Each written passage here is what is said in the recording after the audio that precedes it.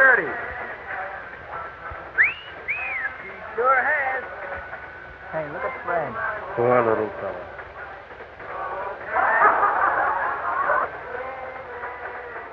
Oh, boy. Now we're 43 minutes to hold. I wonder if things have changed any. Not as much as they're going to, I'll bet. Still going to try to get me a farm. You see my pay and my civil, so I'll contact you. I can't decide whether to go through to a lawyer or a doctor. Ah, quick clown. He's going to stay with his ship. Hey, Silver. Why don't you ask the welfare officer to give you a 3-month course of being admin?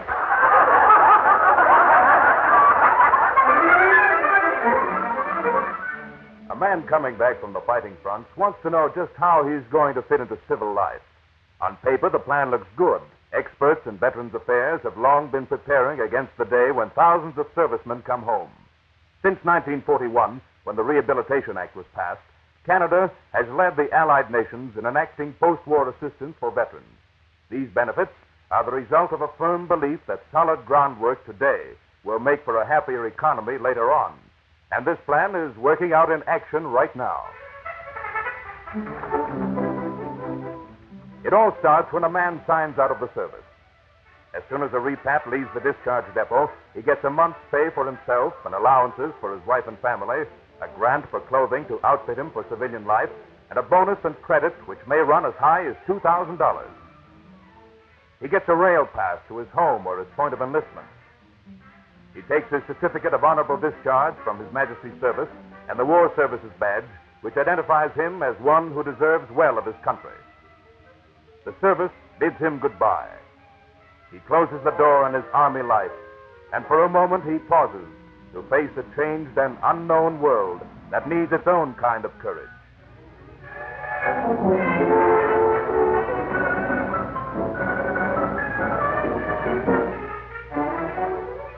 But no veteran need ever grope his way toward a place in civil life.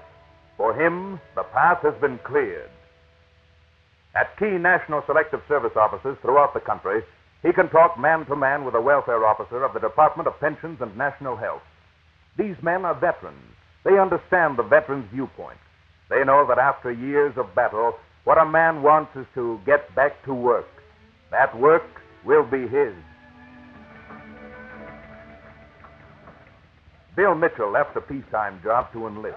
He can have it back, and with seniority. If he wants a job where any government contract has been assigned, he gets preference. Bill's unemployment insurance has been paid for him while he was in active service. And if he wants a new job to use the skill he has gained in the Army, Navy, or Air Force, the placement officer finds it for him. Red tape? Certainly not. It's the planned return to civilian life. The forms and papers are just the machinery necessary to give every veteran a chance to feel at home, to meet again the friends he knew in peacetime. Hiya, boy. Hi, fella. And to get his hands into solid and constructive work. And as the factories of an expanding nation begin the great changeover to peacetime work, our smoke-filled skies echo to the tasks of reconstruction.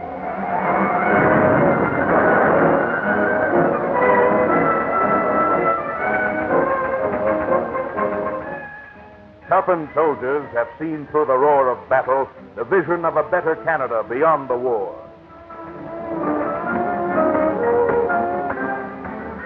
A young country on the march needs the energies and devotion of all her fighting men and women. For full employment, jobs all round, is the post-war goal of every government.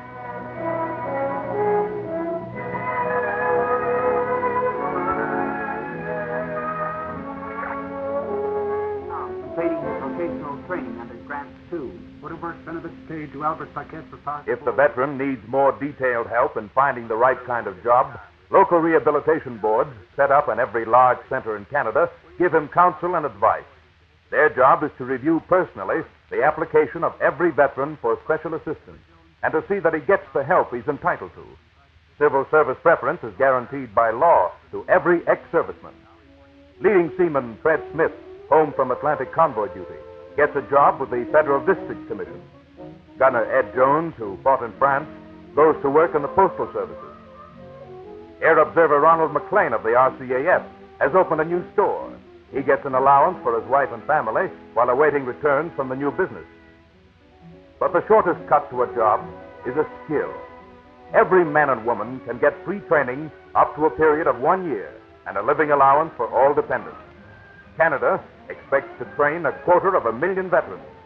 Technical and trade schools can help many, but others can be apprenticed right in the plant itself. To the physically disabled, Canada owes a special debt. In addition to pensions, disabled veterans receive free medical and surgical treatment. Health centers are being established across the country to give to twisted nerves and muscles a new strength.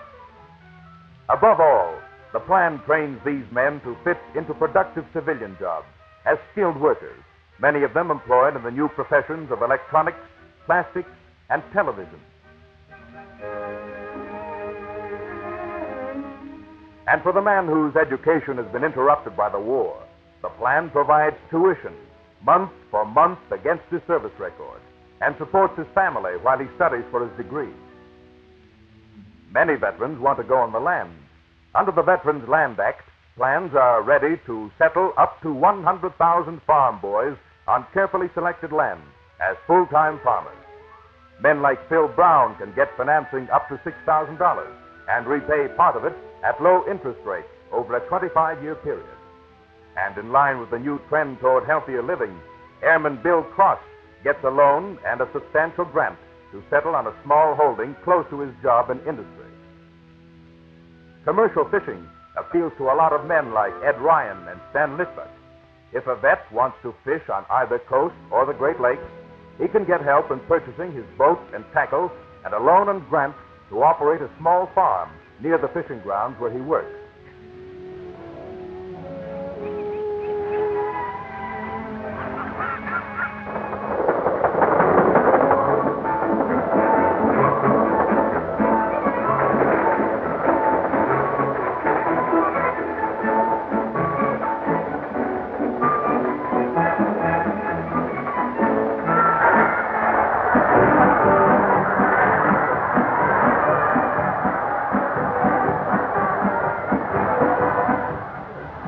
Behind this planned rehabilitation lies the rousing welcome of a nation of brothers and friends.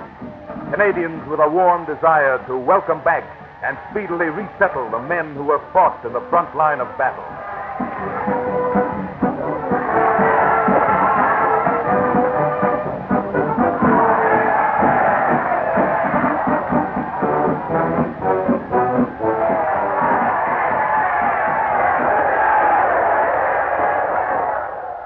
Soldiers' Return challenges all of us to carry out this great program with eagerness and warmth, to say to the men and women who have come back from the wars, welcome, soldier, the mat's out. This is home.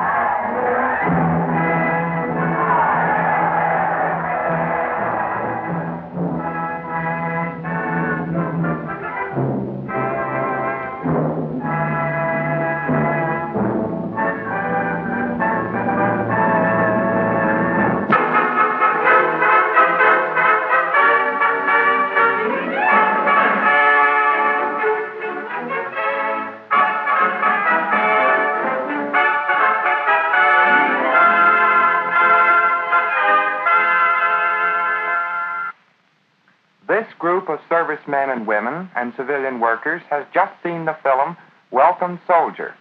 Now they are going to discuss the questions it raises.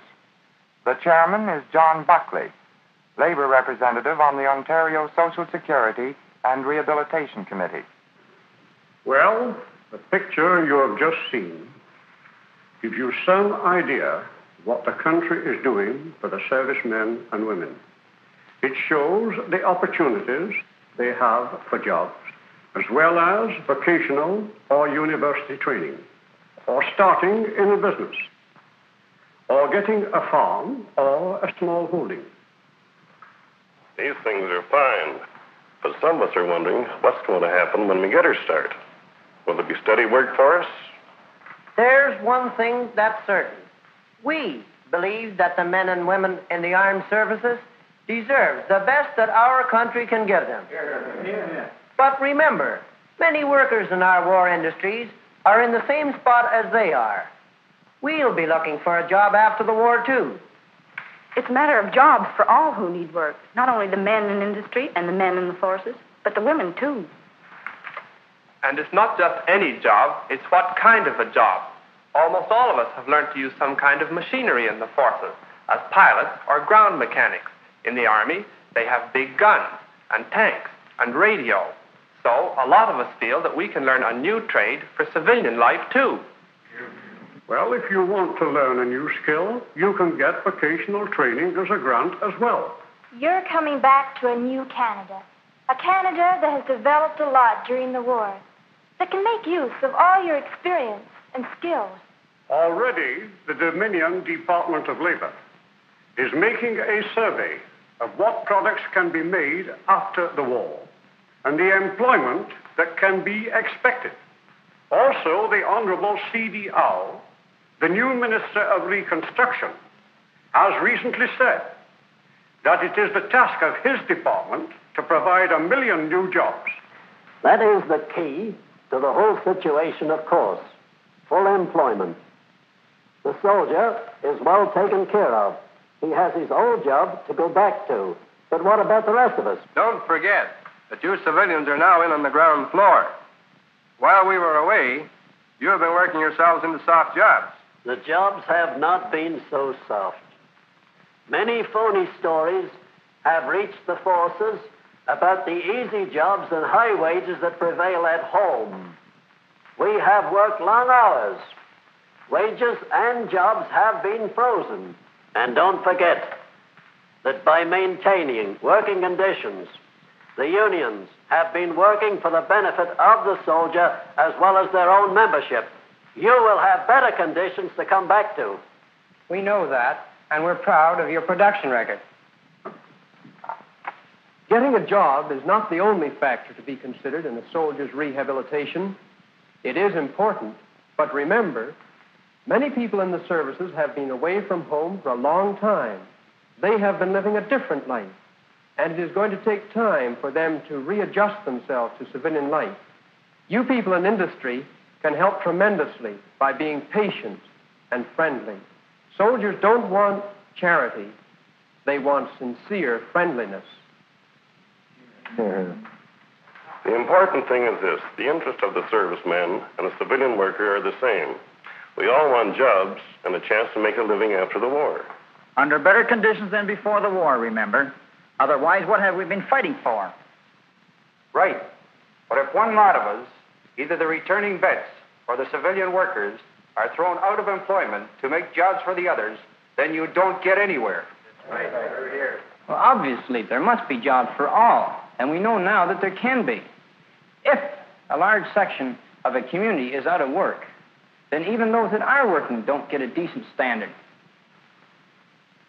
Well, these are some of the issues, both in the minds of the veterans and those of the workers. In this discussion, we haven't tried to answer the questions. We've just raised them so that you can discuss them more fully and other points too. The more you can understand them, the better able are you to solve the problems that will arise when the veterans return.